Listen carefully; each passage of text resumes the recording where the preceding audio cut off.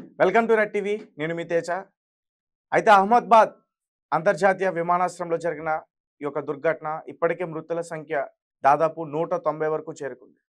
అయితే present social మీడియాలో 11A seat గురించి ఎక్కువగా డిస్కషన్ జరుగుతుంది. అంటే విమానంలో ఈ 11A సీట్లో ప్రయాణిస్తే ఎటువంటి ప్రమాదం జరిగినా సులభంగా తప్పించుకోవచ్చా, ప్రాణాలు దక్కించుకోవచ్చా, ఎక్కువగా దీని గురించి డిస్కషన్ చేస్తారు.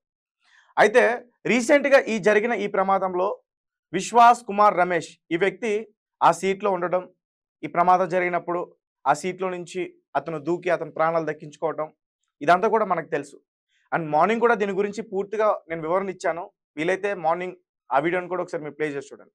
అయితే ఇప్పుడు ప్రెజెంట్ బయటకు వచ్చిన న్యూస్ ఏంటంటే ఈ 11 సీట్లో ప్రయాణించిన వాళ్ళలో ఇలా ప్రమాదం జరిగినప్పుడు ఇద్దరు బ్రతికారంటూ కూడా చెప్తున్నారు.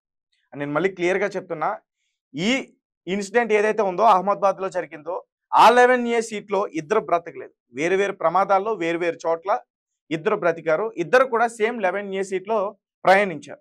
అయితే వేరే చోట జరిగింది థాయిలాండ్లో. థాయ్ ఎయిర్వేస్కి సంబంధించి ఇది 1998లో జరిగిన సంఘటన.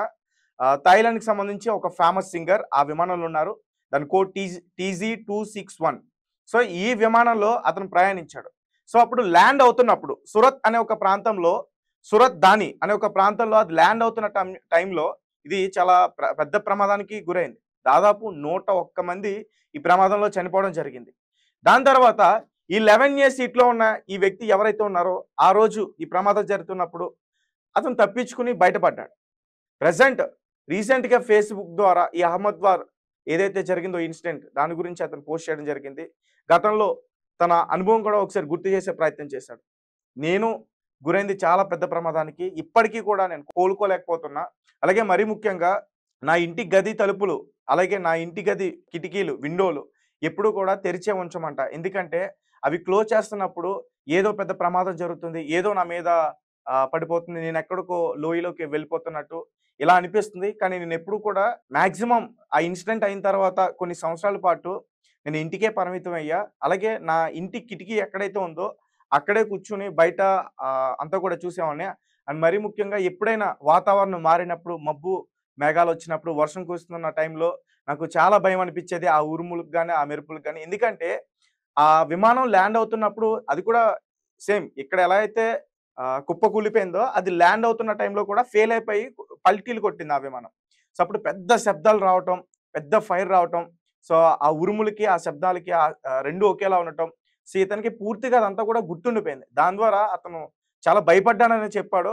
ఈ విషయాన్ని మొత్తం కూడా ఇతను ఫేస్బుక్ అకౌంట్లో రీసెంట్గా పోస్ట్ చేయడం జరిగింది.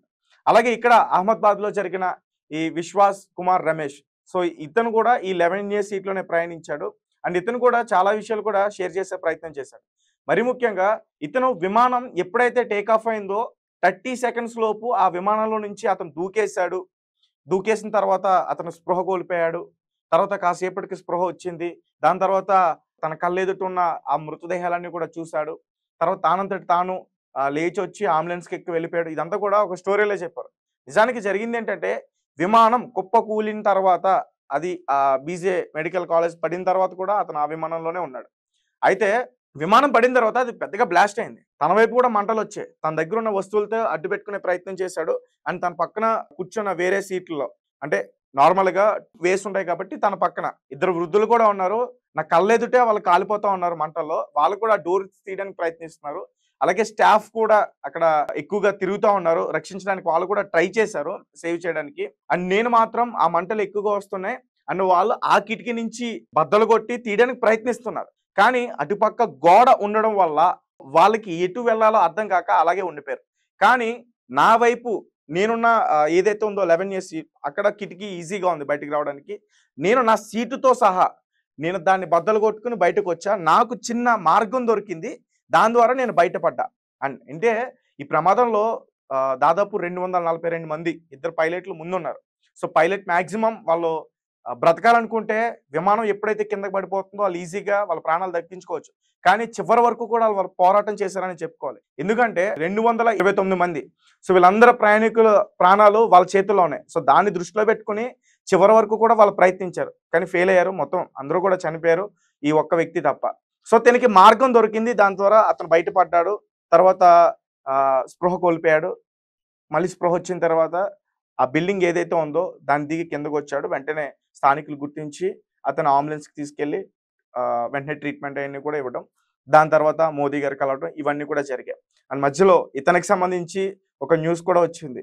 భగవద్గీత ఒకటి దొరికింది. అది ఇతనిదే. దాని ద్వారానే ఇతను బ్రతికాడు.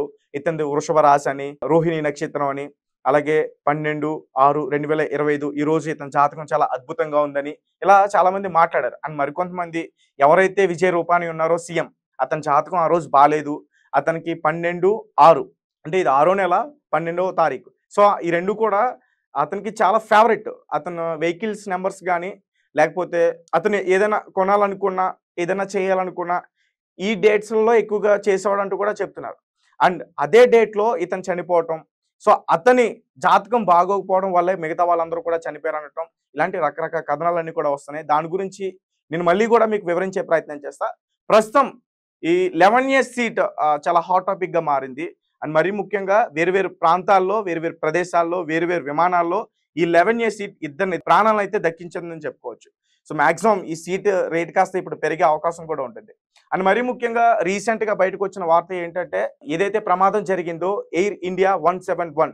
సో, ఇది అసల ఈ ప్రమాదానికి గురవ్వడానికి కారణం ఎవరు? పైలట్సా?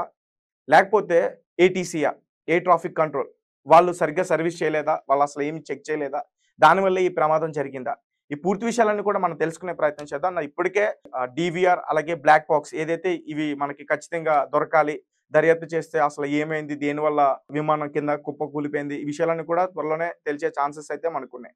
అండ్ రీసెంట్‌గానే ఇక్కడ మనకి అహ్మదాబాద్‌లో జరిగిన ఈ విషాద సంఘటనలో దాదాపు 290 వరకు కూడా చనిపోయారు. అండ్ ఆ మృతదేహాల్ని వాళ్ళ పేరెంట్స్‌కి అప్పజెప్పాలంటే ఖచ్చితంగా డీఎన్ఏ టెస్టులు చేయాల్సింది. ఎందుకంటే ఈ ఫ్యూయల్ ఉండడం వల్ల ఆ మంటలు బాగా పెద్దగా ఎగసిపడి ఆ మంటల్లో ఈ వీళ్ళ మనుషుల యొక్క శరీరం మొత్తం కూడా మాంసపు ముద్దల్లా అయిపోయినాయి. అంటే ఎవరిని కూడా అంత ఈజీగా గుర్తుపట్టలేం. కాబట్టి వీళ్ళ ఫ్యామిలీ మెంబర్స్ ఆ కుటుంబ సభ్యుల దగ్గర డీఎన్ఏ శాంపిల్స్ తీసుకొని దాని ద్వారా టెస్టులు నిర్వహించి బాడీ పూర్తిగా దొరకొచ్చు, సగం ముక్కలు దొరకొచ్చు, కాళ్ళు దొరకొచ్చు, చేయి దొరకొచ్చు, తల దొరకొచ్చు. ఏది దొరికితే అది. సో, దాని నుంచి కొన్ని శాంపిల్స్ కలెక్ట్ చేసి డీఎన్ఏ టెస్టులు చేసిన తర్వాత వాళ్ళకి బాడీస్ అన్నీ కూడా అప్పజెప్పే ప్రయత్నం చేస్తారు. అండ్ ఇంకొకటి దాదాపు మెడికల్ స్టూడెంట్స్ నిన్నటి వరకు మనం 24, 25 ఈ సంఖ్య మాత్రమే చెప్పుకున్నాం. అండ్ రీసెంట్‌గా 36 వరకు కూడా చేరుకుంది. దాదాపు ఆ రోజు 100కి పైగానే వాళ్ళు అక్కడ లంచ్ చేస్తున్నారంట.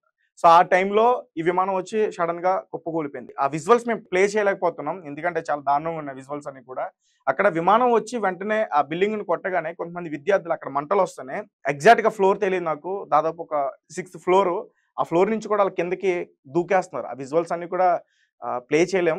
యూట్యూబ్ గైడ్‌లైన్స్ ప్రకారం ప్లే చేస్తే మళ్ళీ మాకు స్ట్రైక్స్ పడతాయి. కాబట్టి అవి ప్లే చేయట్లేదు. అండ్ ఒకసారి బ్లాక్ అండ్ వైట్‌లో అవి ప్లే చేసే ప్రయత్నం చేస్తాను. మీరెవరైనా మాకు కామెంట్ చేస్తే నేను లింక్ పంచే ప్రయత్నం కూడా చేస్తా. సో, వాళ్ళందరూ కూడా బిల్డింగ్ నుంచి దూకేసి కాళ్ళు చేతులు విరగ్గొట్టుకుని కొంతమంది ప్రాణాలు కూడా కోల్పోయిన వాళ్ళున్నారు. అండ్ మరీ ముఖ్యంగా ఈ రోజు తెలిసింది ఏంటంటే ఈ ఘోర సంఘటనలో ఒక వృద్ధురాలు, అలాగే ఒక చిన్న పాప. అండ్ ఏరోప్లేన్‌లో ఉన్న చాలామంది చిన్న పిల్లలు కూడా చనిపోయారు. ఒక ఫ్యామిలీ మొత్తం ఏరోప్లేన్‌లోనే చనిపోవడం జరిగింది. వాళ్ళ సెల్ఫీ వీడియో కూడా బయట వైరల్ అయింది. అండ్ వాళ్ళసలు ఆచూకీ తెలియట్లా. అంటే ఇప్పటివరకు చాలా మృతదేహాలు బయటకొచ్చి వాళ్ళు ఎవరు ఏంటి అనేది తెలుసుకున్నారు. కానీ ఇద్దరు ఈ క్యాంటీన్‌లో ఉన్నారు.